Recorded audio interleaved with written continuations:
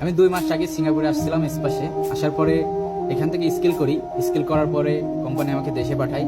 মূলত আমি কন্ট্রাক্টে আসছিলাম যে 1 মাসে আমাকে স্কিল করানোর পরে আমি দেশে যাব, দেশে যেয়ে আবার একটা ভালো কোম্পানিতে আসবো। অথবা এজেন্ট বলছে যে আপনাকে স্কিল করায় নিয়ে আসার পরে আপনাকে ভালো একটা কোম্পানিতে অ্যাপ্লাই করিয়ে দেবে। তো এটাই ছিল আমার জীবনের সবচাইতে ভুল। এটা আমার কথা না, এটা একজন ভাইয়ের কমেন্ট এবং আমাকে ইনবক্সে মেসেজ করছে। কেন এই সমস্যাটা হয় মূলত এখন যেটা বোঝা যায়, এটা সমস্যার মূল কারণ হচ্ছে আপনার স্যালারি রেঞ্জ। আপনি যখন স্পাশে আসেন, একটা বিষয় খেয়াল করবেন, আপনি যখন স্পাশে আসেন আপনার বেসিক স্যালারিটা কিন্তু আপনার $3,000 উপরে কোম্পানি আপনাকে এমনকে এটা শো করিয়ে আপনাকে নিয়ে আসার পরে কি হয়, আপনার 1 মাস থাকেন, 1 মাস থাকার পরে আপনি স্কিল করার পরে আপনি দেশে চলে যান। ওকে, দেশে চলে যে আপনি যখন আবার নতুন একটা কোম্পানিতে আসেন, আইপি করেন, তখন আপনার সেই আইপিতে কি $3,000 করে দিবে আপনার বেসিক? কখনোই দিবে না।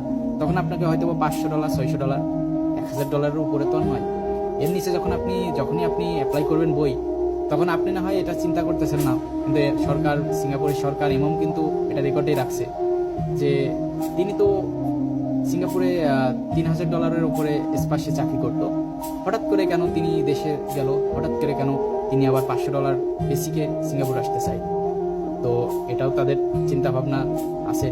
আপনার হয়তো বা চিন্তা ভাবনা না, এটা সিঙ্গাপুর, তারা সব কিছুই রেকর্ড করে। আপনি কি করতেছেন, কয়দিন সিঙ্গাপুর আছেন, কি করলেন, সবই রেকর্ড হয়।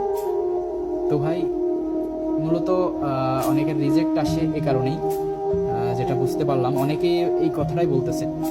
কারণ দেখেন ভাই, আমি এত টাকা খরচ করে যখন স্পাশে আসি সিঙ্গাপুরে, তখন চেষ্টা করবেন যে যেসব কোম্পানিগুলো আপনাকে ট্রান্সফার দিবে অথবা স্কিল করার পরে আপনাকে কোম্পানিতে রেখে দিবে, কাজ করবেন, 1 বছর কাজ করেন, এরপরে কোম্পানি চেঞ্জ করেন, অথবা সেই কোম্পানিতেই ট্রান্সফার নিয়ে আবার আইপি করেন, এটা আপনার জন্য ভালো। একবারে ডাইরেক্টলি এত রিস্ক নেওয়া উচিত নয় বর্তমানে, আগে ছিল।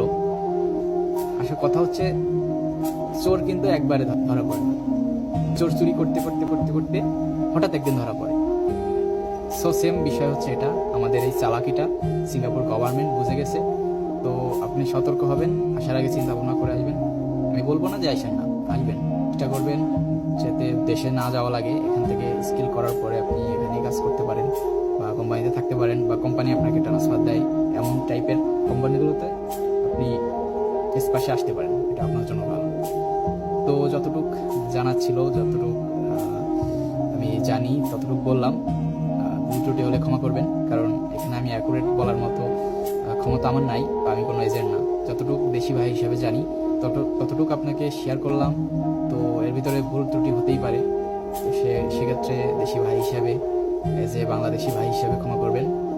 তো ভালো থাকবেন, সুস্থ থাকবেন। আগামীতে আপনার সিঙ্গাপুর যাত্রাটা শুভ হোক, শুভকামনা রইল। Welcome to Singapore.